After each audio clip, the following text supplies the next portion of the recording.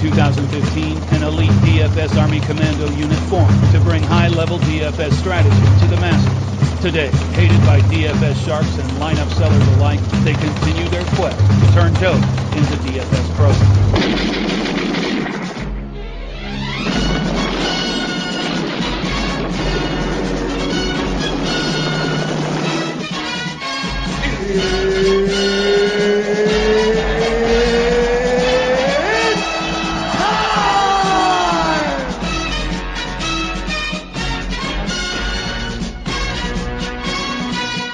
All right, welcome back, everybody. And now we have a special segment for today's podcast where we're going to talk something a little different. We're going to talk Dynasty fantasy football, which is a really cool and different take on season-long fantasy football, except pretty much where you draft a team and own them forever. So we're going to draft a full team year one of a Dynasty league, and you need a commitment from all of your Dynasty league mates that they're going to stick around for a while. And the idea being you continue to play with these players and draft rookies every year after that. So we wanted to talk a little bit today about Dynasty startup rankings. And we have a special guest on the pod. Matt Beck is a Dynasty specialist and a fantasy football maniac. What's up, Matt? Welcome to the show. What's up, Mr. Geek? How you doing? Season-long Szechuan sauce. How are you? What's up, brother? All right. What's up? Just to give you a little background, and I'll let Matt roll with it, but Matt and I are in a league together, and he's one of the most passionate players I've seen, and that's coming from me, who's done 60 off-season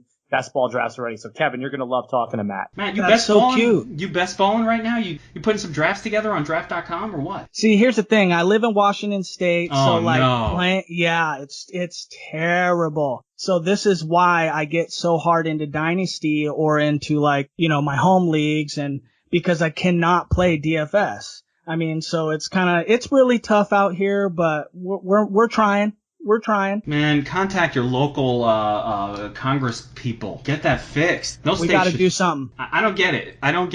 But, Matt, you alone need to fix this. You alone. Yeah. Contact the It's Russian on my hack. shoulders. It's Hey. on my shoulders. I need to contact Dazen. I need to get the Russians in here, and we just need to go off on it. Seriously, you know what? If these candidates are saying no to DraftKings or FanDuel DFS, I have a team of Russian hackers that I can get you in contact with that can deal with those guys. We can get their emails, whatever we need. Well, you already named me first and last name, so I think they're clearly after me after this. No, collusion is not illegal. I heard that today. All right, forget all that.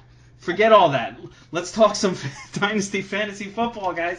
All right, so what we're talking about is round one of your Dynasty League draft. And here's the deal. You might be thinking, hey, let's just look at the regular rankings and ADPs, and that's just not how Dynasty works. We got to take age into account. We got to take longevity of the player into account, and always in fantasy football, positional scarcity.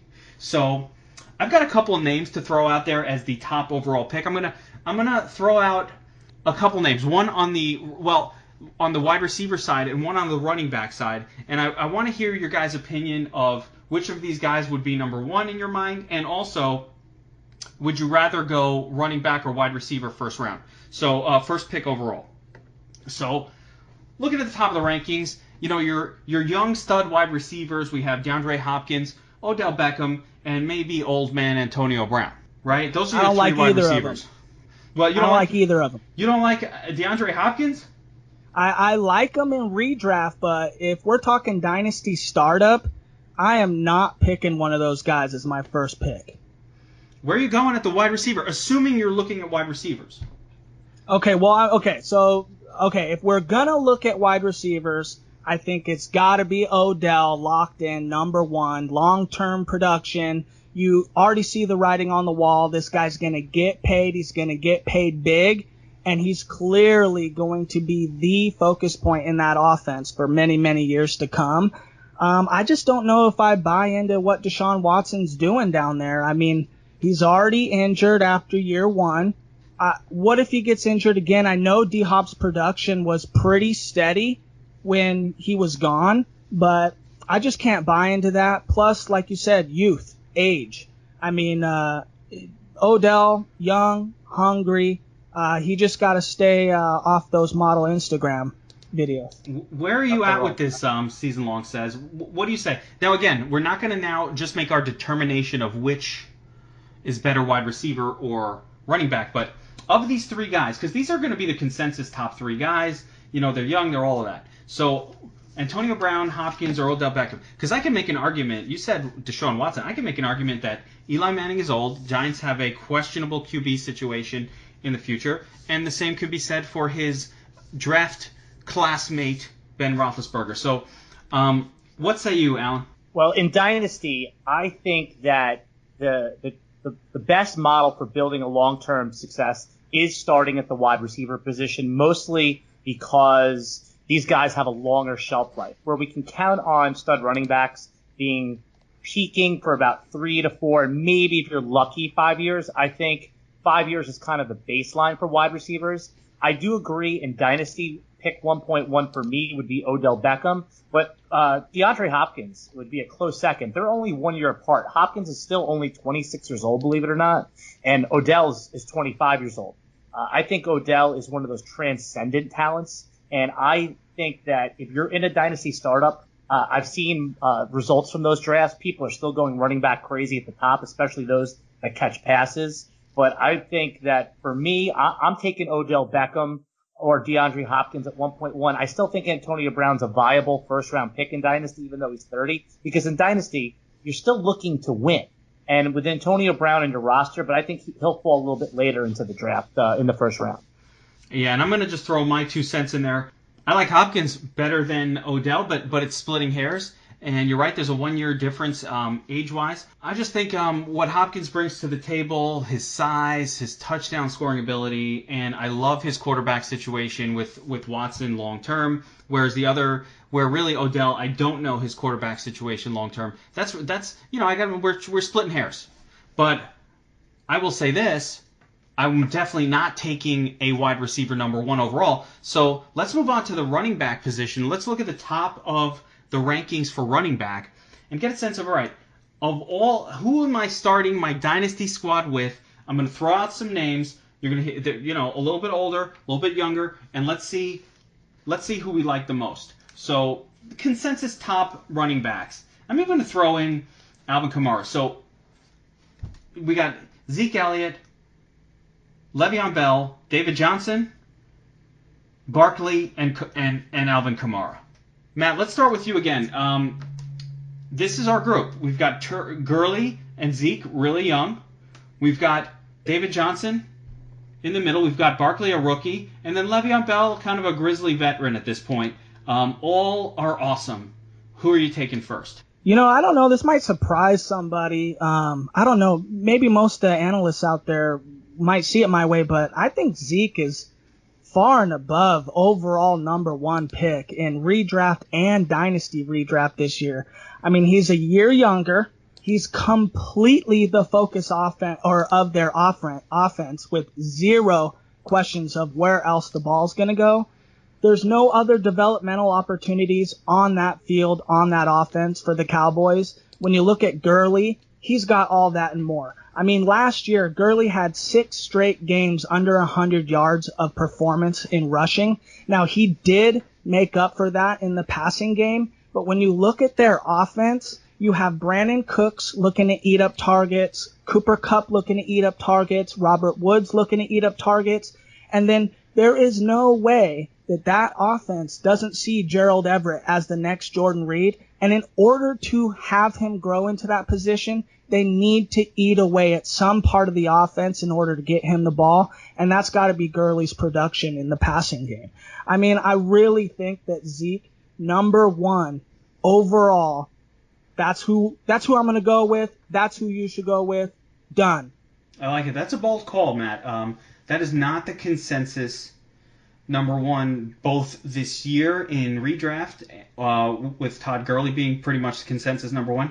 And you see Zeke Elliott going as far as 4th in redraft league. So I like that. That's a bold call. Alan, do you agree? Yeah, you and I talked about the first round in redraft about a month ago on one of our podcasts. And what we pointed to is something that Matt is brilliantly talking about here. Is we kind of touched on that we saw Zeke go first overall in 2 drafts out of about the 60 or the 40 at the time that I've done. And it really kind of shifted our thinking a little bit that, wait a second, and it points to a lot of it just made us open our eyes. And the counter to that argument was that they're going to stack the box against Zeke. But what we uncovered was that we said stacking the box against someone like Zeke is not necessarily a good thing for the defense because, yes, they do have 9 guys in front. But if Zeke does break through that second level, there's nobody there to stop him. So I can't – it's hard to make the argument against a 23-year-old focal point. I think Matt's onto something here, and even though it's against consensus, it wouldn't surprise me if somebody took Zeke 1.1, a 23-year-old Zeke at 1.1 in Dynasty. I think that's a really good call. Well, let's look at this real quick. I mean, you look at regression of the mean. I mean, last year, Gurley had a lot of passing offense, and I would say that Zeke probably did not live up to the potential that he had. Let's say Zeke regresses towards the positive mean while Gurley regresses negatively, and it puts Zeke way ahead of him. I'm fine with the call, by the way. These guys are all studs, and we're talking about splitting hairs. What I love about Ezekiel Elliott... Kevin, go ahead. Kevin, because I want to get your take on this, but what I was going to say is we've already seen what the floor is for Gurley. The floor is for Gurley last year. Well, no, that's with a shit coach. Right, and I agree, but that still is the floor. And I know the system was different, but I'm just saying is that last year at this time, we weren't talking about Gurley at 1.1. Next year at this time, we could be talking about Leonard Fournette at 1.1. We just don't know how it's going to play out. So I think we've seen a decent sample size of Zeke where he does warrant being pushed up. Are we having some recency bias? What's your take on it? Yeah, I mean, my take is this. Listen, we're in redraft leagues, I can go a different way. And you and I have talked about this as well, where I love David Johnson. Everybody's forgotten about him, coming off a wrist injury. This guy's the man. He gets the passing game work. He gets the running game work. My issue with Zeke has always been, his passing game usage just isn't as high as someone like David Johnson. Gurley has a higher percentage of that, but every point that Matt made is true. The way you're looking at it as a negative for Gurley, I looked at that as a negative for Cooks, Kupp, and Woods, and all of those pass catchers, because I'm like, there's way too many pass catchers on this team. They're all being drafted way too high, considering no one wants Goff because he doesn't throw that much because of Gurley. So there's a weird twist of logic where the draft positions of those wide receivers are too high compared to how many passes are available in that offense with all those players. And I like the sort of bold mention of the tight end over there and how he's got some potential. Now, all of that said, we're talking about Dynasty League, so age is a factor for me, which is why, like a Le'Veon, it's funny no one's mentioning Le'Veon Bell. I think we all agree, aside from the fact that he's older. He's 26. He's the oldest of this group. Got a lot of miles on him. Yeah, he's got a lot of miles on him, but and 2 surgeries on his ACL. I mean, the main thing for me is Bell hasn't been a touchdown scorer throughout his career, and that hasn't changed. So the guy gets all the passing game work, but he just hasn't scored the touchdowns. Now, I keep waiting for that revert to the mean thing, but I just think at some point you have to accept that the Steelers' offense kind of has a certain way it functions, and it doesn't seem to function by giving Bell the ball. I don't know, getting him in the goal line. For some reason, he doesn't score enough touchdowns for my taste. So I always drop him down a little bit because he really relies on those PPR points, and especially those games where they're killing the clock late and they get that hurry up late sort of clock kill mode where he gets 10 passes he gets 10 receptions in the last drive or the last 2 drives of the game. So for me, my number 1 overall is going to be Todd Gurley still, but I totally accept the argument that Zeke Elliott is number 1 overall, and consensus according to the particular ADP I'm looking at right now shows Zeke Elliott as the number 1 overall Dynasty running back this year. Well, Geek, this might surprise you a little bit. I don't know if people are ready for this, but in my personal Dynasty startup rankings, which I hate rankings because if you rank somebody number 1 and then they just tank out, I mean, you're just slayed all season by these Twitter noobs. But I will not be drafting Lev Bell in the first round of a Dynasty startup at all. Yeah, see that's bold. That's a bold call. And honestly, he is, I mean, the only way I draft him is if he falls behind Leonard Fournette, and I'm almost going to draft Dalvin Cook before I draft Lev Bell in a dynasty starter. Yeah, I mean, that's bold. Like I said, that's very far. I think for me, Le'Veon Bell's coming off the board right after Saquon Barkley in my personal sort of approach to a first round. But speaking of an approach to a first round, since we don't have a ton of time left for this segment, let's do a quick run through and let's just do a draft order, okay? Now we're going to do a little mock draft, first round. So we're each gonna get 4 picks in the first round. Is that how it's gonna work? We're gonna go. What do we got? 3 people. We're each gonna get 4 picks. Okay. And I'm gonna actually write these down as we're doing them, so that we get a sense of where we're at. And let's do. Let's start with Alan, then Matt, then me. So we'll go 1, 2, 3, and let's see how many wide receivers, how many running backs, and I don't know. Maybe a quarterback will come off the board. Who knows? Hey, it's a mystery. Contrarian. Yeah, maybe Alan's go for a little tight end action. I know you're into that sort of thing. Yeah, no way. No, I'm treating this like I have a $500 entry fee, and if I'm picking at 1.1 in a dynasty startup, first pick is going to be Odell Beckham. Put him on the board for me at 1.1. There we go. OBJ. He went with the wide receiver, number 1 off the board. Matt, who you got number 2? I'm rushing to draft Zeke. Fast.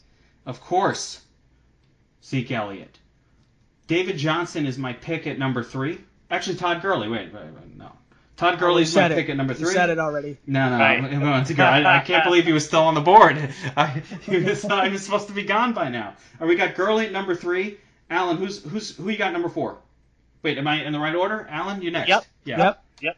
I think that at number 4, you know my philosophy is if in an early dynasty startup, you're going to take the wide receivers. Another wide receiver, Hopkins. But in this particular case, it's hard to pass on a 21-year-old Saquon Barkley in that spot. Barkley, there we go. That's bold. Matt. Nice. Barkley's off the board. You're looking at DeAndre Hopkins. You're looking at David Johnson.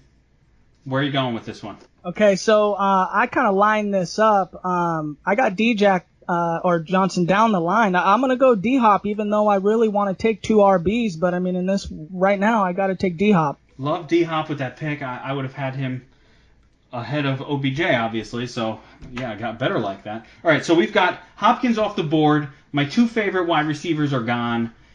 We've still got Bell, Kamara, Cook, and Fournette at the running back positions. Just run it down right now. What are the picks that are locked in? All right, so far we've got number 1 overall, Odell. Zeke, number 2. Gurley, number 3. Barkley, number 4. DeAndre Hopkins, number 5. I'm trying to see if any of my top stud running backs are still available. Let's see here. Remember, you're not picking a team. These guys wouldn't all appear on your team. No, we're just going in order. Who's the next best player? And I got to go. I'm going to go, and I know this isn't going to be popular with the rest of the crew here.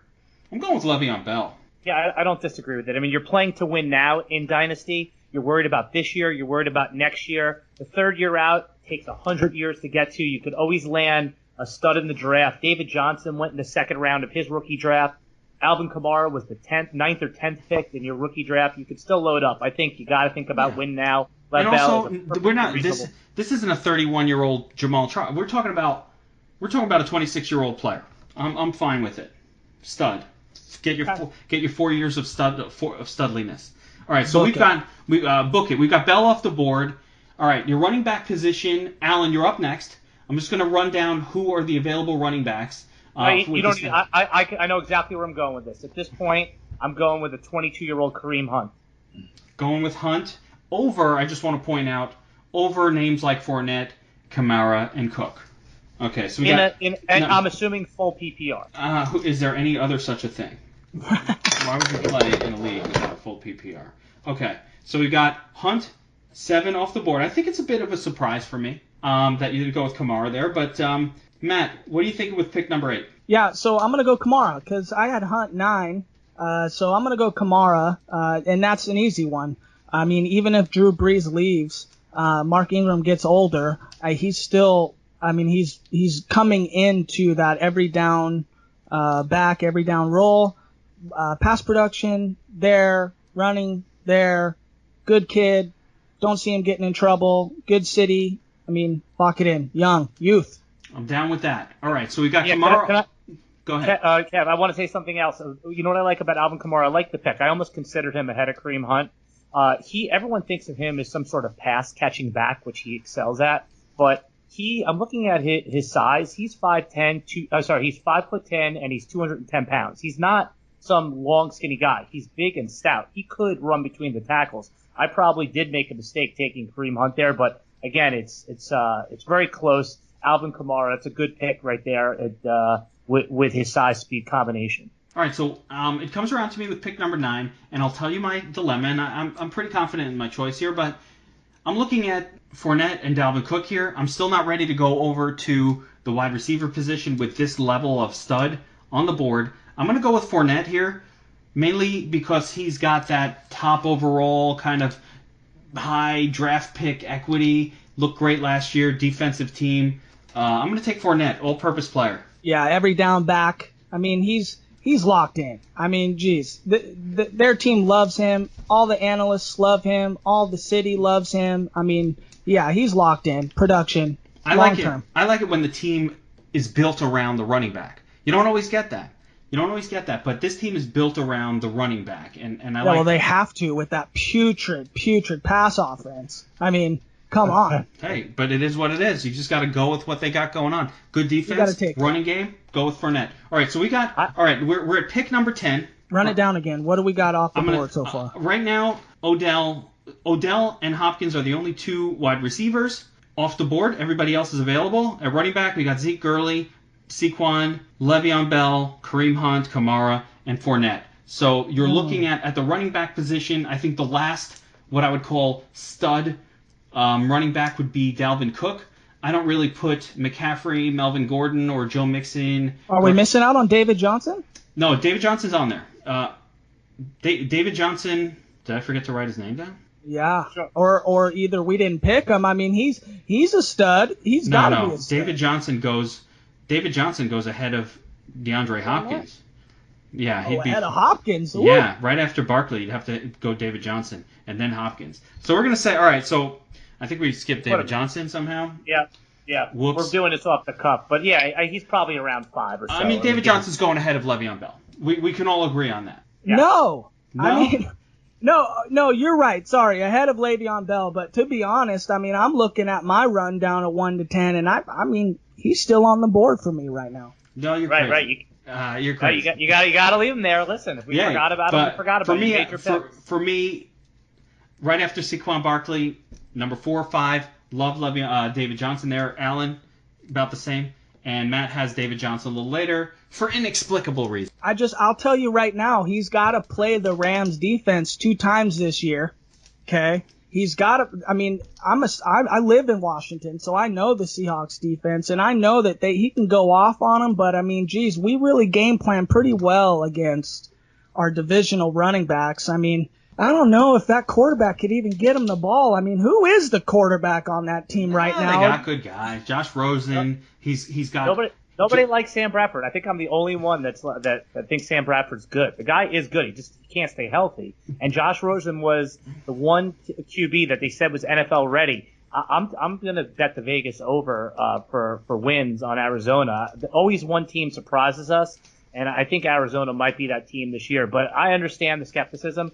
DJ just has such a high floor with the pass catching. It's just you haven't seen him lately. But I understand. This is a guy who gets 10 receptions a game on average. You're crazy. He will score them all.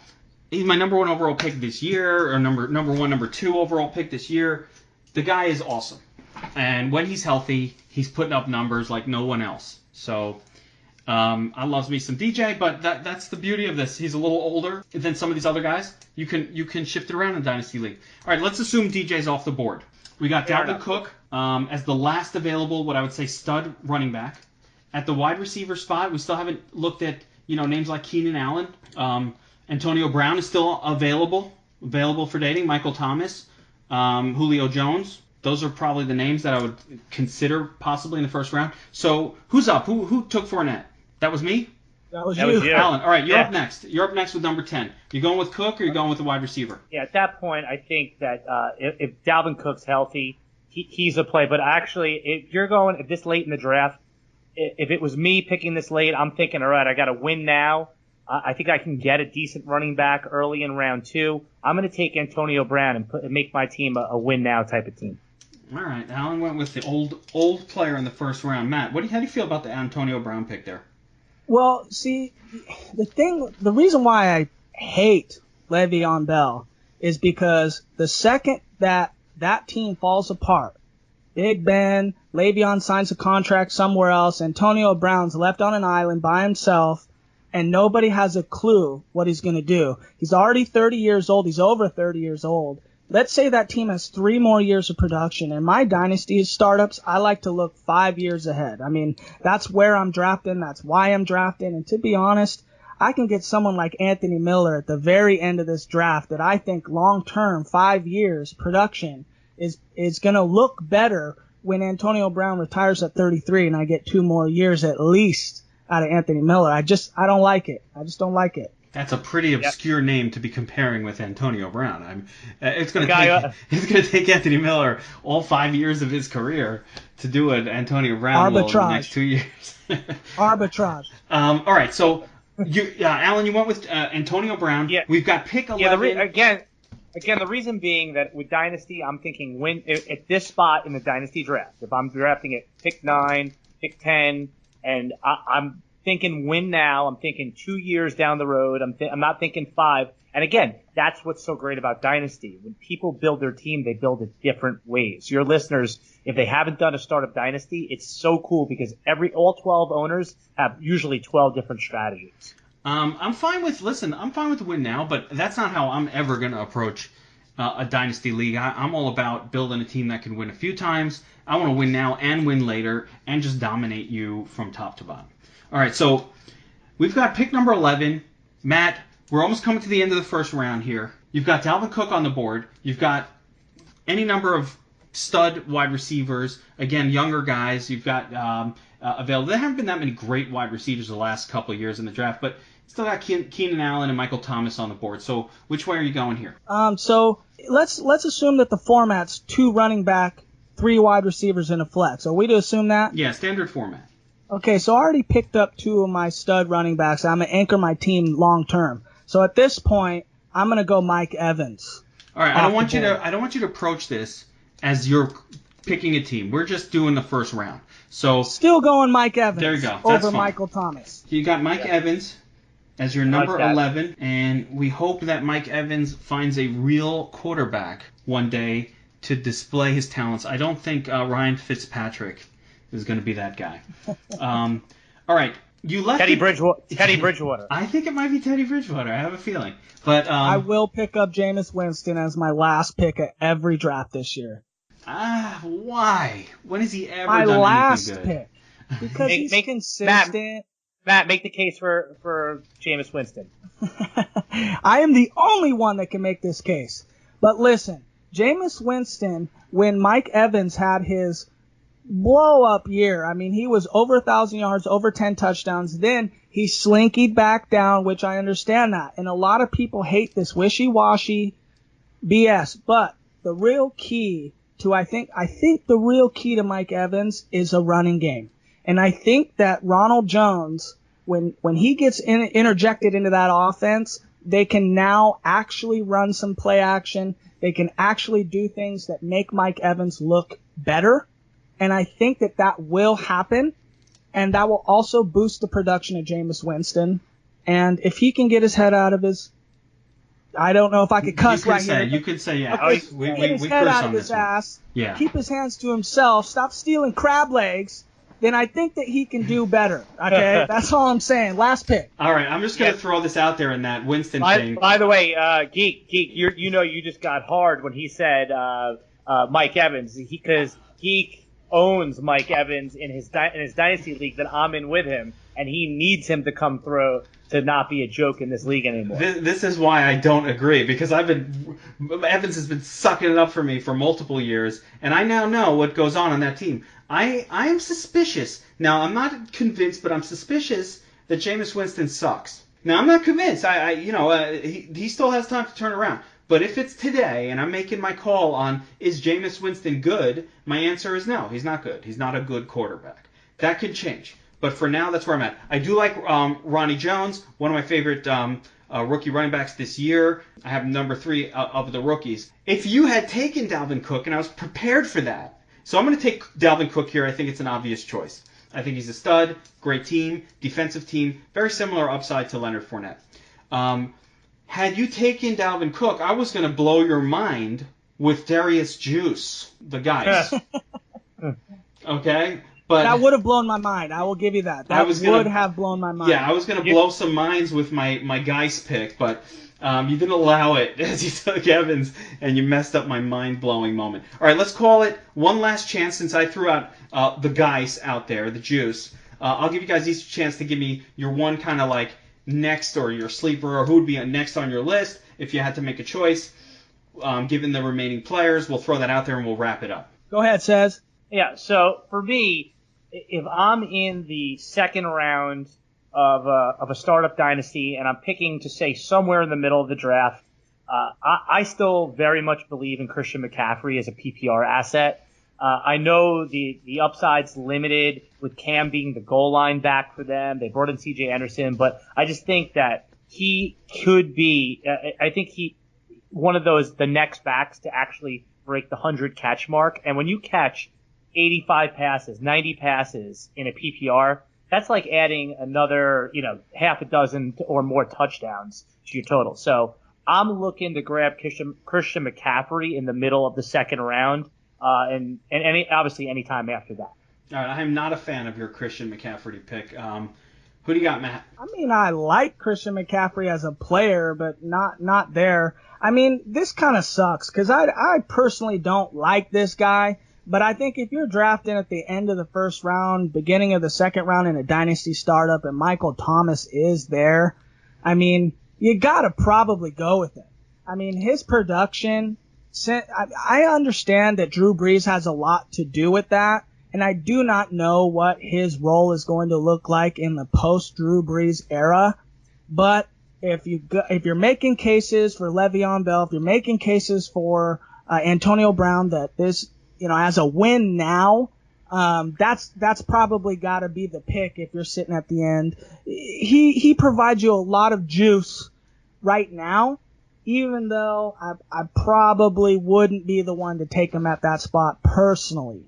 But he's got some juice. I think in the end of the day, when you're drafting in a dynasty league in the first couple rounds, you need to get players that are going to be there. They're going to be studs for the next few years, even if it's not at certain positions. So the biggest mistake you can make in a dynasty league is, buying into the hype of a one-year wonder type player. You get them year 2, they never really do anything, and they don't actually become the blue chip player that you need to anchor your team for the next few years. As soon as you make a mistake, when we, I'll tell you mistakes.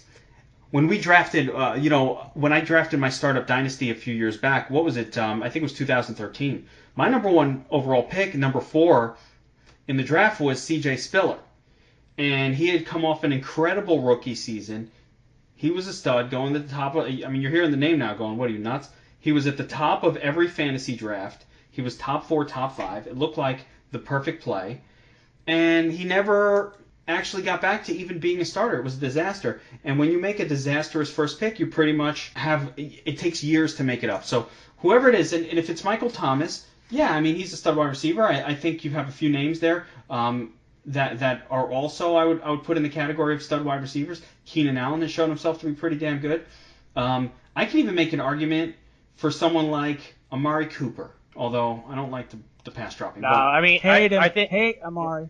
Yeah, I don't like him as a player, but the guy, Amari Cooper has a chance, I think, especially in the Gruden's offense. But I think just going back to your pick, Matt, of Michael Thomas, that's a rock solid young pick at the end of the first round, beginning of the second round. I think that's what you want in the first round. You want boring, solid rocks. Just from having done a dynasty startup, I think I made in 2013 with you, Kevin. I made that mistake. I went for a flashy, some throwing is a little bit aged. So I don't think it's so hard to argue against a Michael Thomas, even over guys like an AJ Green, who's 30 years old at this point. No, I don't want these old guys. I don't want Julio Jones or AJ Green. They'll be. It's like when a team in baseball pays a guy who's 35 years old and they give him this 6-year contract, and you're like, oh well, this is going to be good for a couple of years, but then I'm going to be stuck with this old, garbage on my team, taking up my valuable, draft position that I used for multiple years, where he's just going to be a shell of himself. That's the worst. They're injured a lot. You don't want these old players. Anyway, we're going to wrap it up, guys. Matt, thanks for coming on the show. Thank that was you. awesome. We'll do this again. I appreciate having you on. It's good to meet you. Says, good stuff as always, and we will be awesome. back. Yeah, Matt, thanks for doing it, man. I appreciate it. You definitely, I was happy to finally get you on the pod with us. Yeah, well, thanks for the opportunity. Stay geeky, my friends. You got it. All right, take care, guys. Bye. Thank you for listening to the DFS Army podcast. Join the DFS Army today and gain access to our private Slack chat, where you can chat with real DFS pros and coaches, as well as other DFS Army members with winning track records. Also included in your membership is access to our premium articles, DFS Army weighted projections for every sport we offer, from NFL to MMA, weekly player picks and cheat sheets, the strategy vault of timeless concepts, and the DFS Army Domination Station, a truly state-of-the-art lineup optimizer, offering your personal projections or ours. The DFS Army membership is the best value across the industry. Join today and get 2 free ebooks, as well as the secrets to unlocking a new level to your game.